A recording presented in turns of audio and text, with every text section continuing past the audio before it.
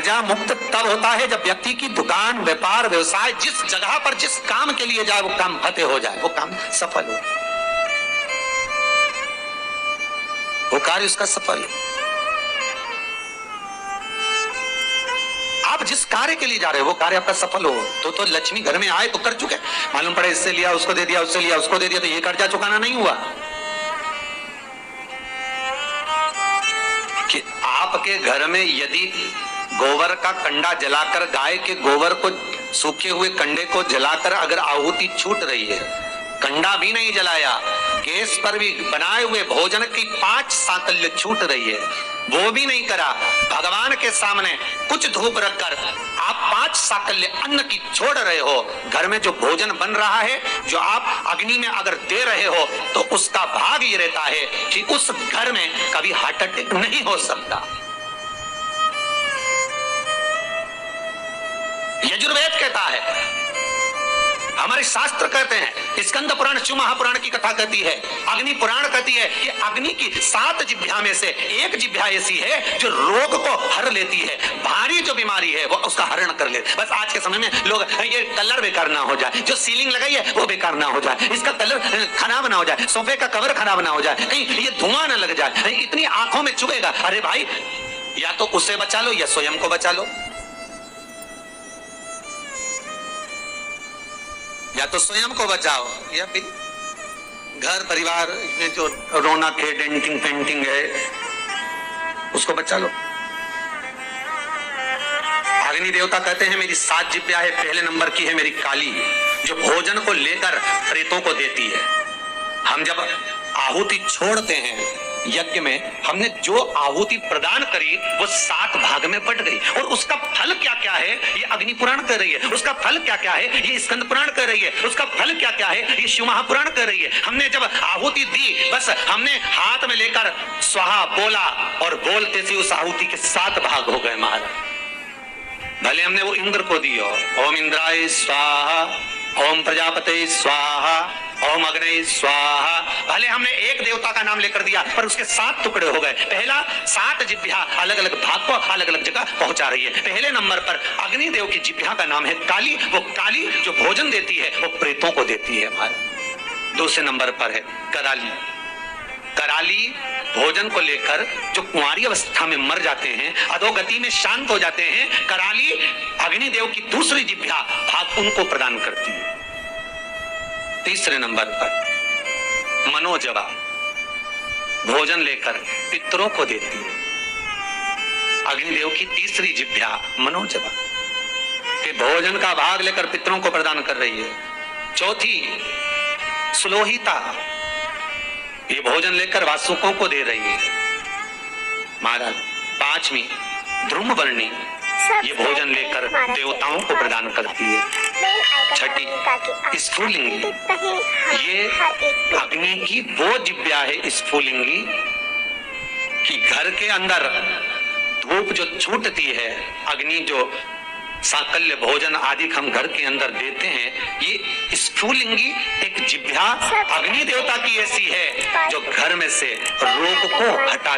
फिर निवेदन करूंगा, हार्ट अटैक की बीमारी को हटाना है तो घर में 7, 5, 3, 2, 1 तुम्हारी मर्जी पड़े उतने जो घर में भोजन बने वो अग्नि देवता को जिमाना है। थोड़ा सा धुआं जरूर होगा, धूप लगेगी तो धुआं तो होगा, पर बड़ी बीमारी घर में प्रवेश नहीं करती। क्यों? अग्निदेव की 6ठी जिह्वा स्फुलिंगी रोग, बड़े से बड़े रोग को, यहाँ तक शास्त्र, आप पहले का इतिहास उठाकर देखिए, पहले के समय में अटैक की बीमारी नहीं होती थी, हार्ट अटैक नहीं होता था, शुगर नहीं होती थी, ये ब्लड प्रेशर नहीं होता था। आज के समय में सारी बीमारियां हो गई। क्यों? क्योंकि घर तो बड़ा बन गया, बंगला भी बड़ा बन गया, ऐश्वर्य राम की वस्तुएं भी बहुत हो गई, पर घर में जो प्रतिदिन 5 आहुतियां पूर्व के समय के लोग दिया करते थे, घर में 5 आहुतियां जो चूल्हे में छूटती थी वो आहुतियां बंद हो गई। उसका स्मरण फिर प्रारंभ हो, जगत का फिर कल्याण। हमारे धर्म, हमारे शास्त्र जो वर्णन करते आए हैं वो गलत नहीं है। पहले के समय में यज्ञ अनुष्ठान कितने होते थे, आज के जमाने में काम लोग विषय आसक्तियां ज्यादा हो गए।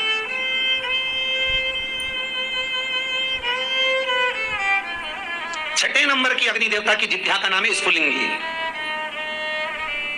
और अग्निदेव की ये छठी जिपिया स्फुलिंगी ये बीमारी का हरण कर लेती है, ये रोग का हरण कर लेती है।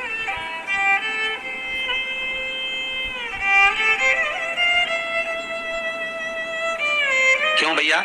वो दिल्ली का हॉस्पिटल जहां पर महामृत्युंजय मंत्र पर रिसर्च चल रहा है, वेंटिलेटर पर पड़े हुए 10 व्यक्ति के घर वालों को बुलाकर कहा गया कि इन 10 का संकल्प छोड़ो महामृत्युंजय पाठ का। उसके पास में जो 10 वेंटिलेटर पर पड़े उनके लिए कोई महामृत्युंजय नहीं। देखा यह जा रहा है कि इन 10 पर महामृत्युंजय के अनुष्ठान का कितना फल मिल रहा है, और जो 10 वेंटिलेटर पर पड़े हैं उसका क्या फल है।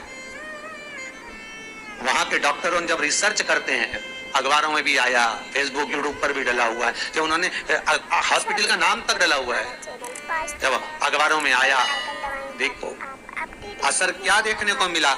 जो वेंटिलेटर पर 10 पड़े थे उनके स्वस्थ होने की सीमा कम थी, पर जिनके लिए महामृत्युंजय का अनुष्ठान ब्राह्मण कर रहे थे साकल्य दे देकर, उसका भाग ये था कि धीरे धीरे उनकी अवस्था सुधरती चली।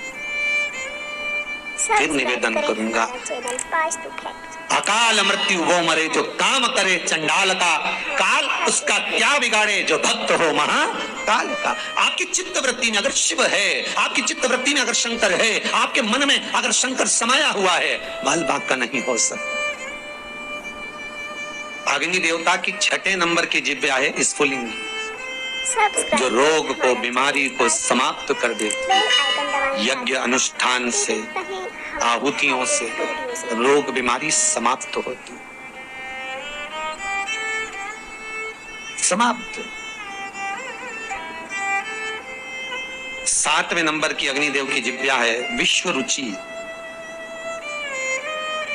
विश्व रुचि सब्सक्राइब करें हमारा चैनल, जो दरिद्रता को दूर भगाती है, लक्ष्मी का प्रवेश कराती, जिसके घर में अग्नि के ऊपर साकल्य दी जाती है, भोजन दिया जाता है।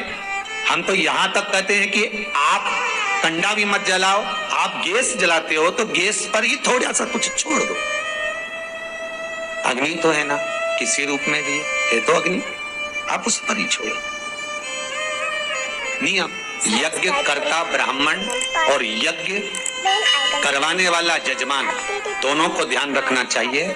यजमान जब आहुतियां दे रहा हो, ब्राह्मण स्वाहा बोल रहे हैं, ओम इंद्राय स्वाहा, तो जो आहुतियां दे रहा है, अग्नि पुराण कहती है, स्कंद पुराण कहती है, जो आहुति दे रहा है उसके मुख से स्वाहा शब्द निकलना जरूरी होता है।